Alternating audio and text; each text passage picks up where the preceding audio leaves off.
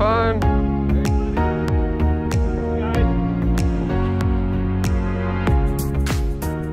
I'm Ryan with Touch and Go Adventures. Brakes, it's because we want to get contact.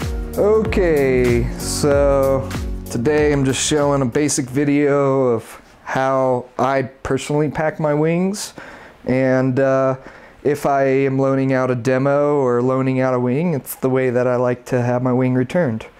So just quick basic stuff here. Got the two risers. I always typically take the right riser and put it inside the left. And then I just take these risers and hang them right underneath the tail of the wing. The wing's laid out nice and flat all over. From there, all I'm going to do is take this wing tip and bring it to the center. As I bring it to the center though, I'm going to keep my nose all stacked up similar, because this is the important part of what we're trying to protect.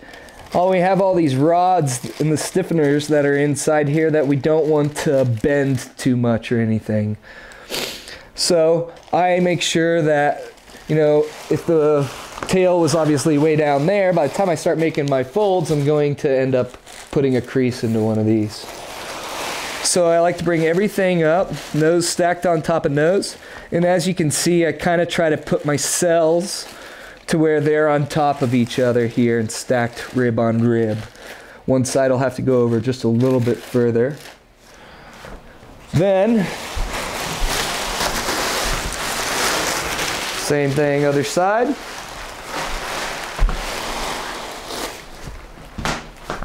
And we can just kind of clean it up, pulling it until we get things all stacked again.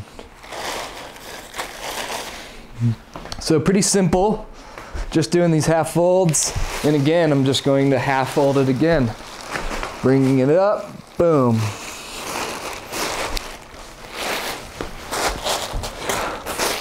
Up again.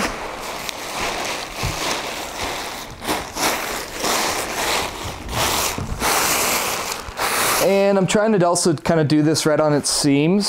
So as these seams are here, and that's each individual cell, we're going to get to this point of it being the last cell. So take this last fold right on top of each other. All this is in the tail, so it can crinkle up. It's not that big a deal. But now that I'm seam here, I'm just going to keep working that way up. And as I do this, I'm pushing the air towards the nose. So the more we continue to push the air out the tail and stuff like that, the more we're actually degrading the fabric a little bit and its porosity. So I take all the air and just shoving it out the nose as I'm working this down from the tail to the nose. Again, I'm still in the part right here where it's just material, there's no stiffeners. And once I get up in here in the last foot and a half or so of the wing, that's when these stiffeners start coming into play again. So what I like to do is just taking it and feeling everything with my hands here. And if I've stacked these somewhat correctly, then they're all going to lay down very nicely here without having some sort of a weird bend going on here or something where I'm putting it on. So that's that side. Same thing on the other. All right, so again, continuing these folds in half, half, and last one here.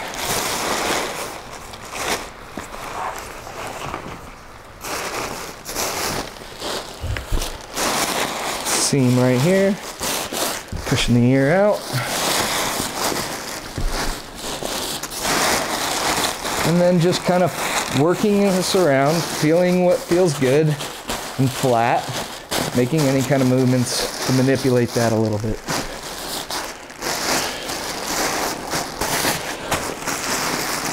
Once I have this here formed, then all I'm going to do is carry it directly on top of the other side. push this air out from the tail. I take the risers that I barely was hanging out underneath the tail of the wing, and I just stack it right on top here.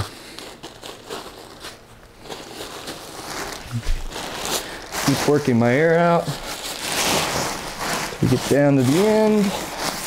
Feel this again, that feels nice. And now, a fold. About the riser length is typically about the right length to make the fold. So nice stacked on top of itself here. We're gonna do that again, about that same length.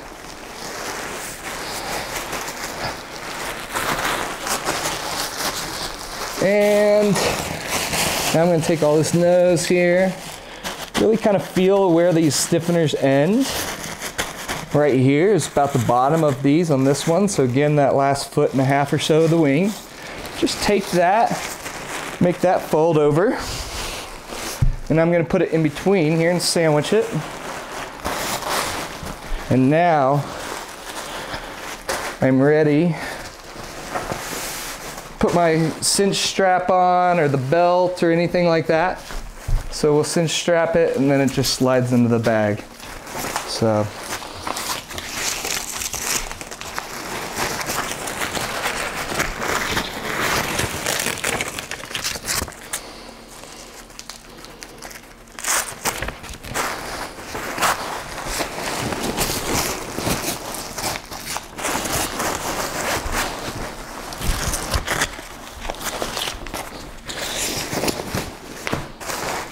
And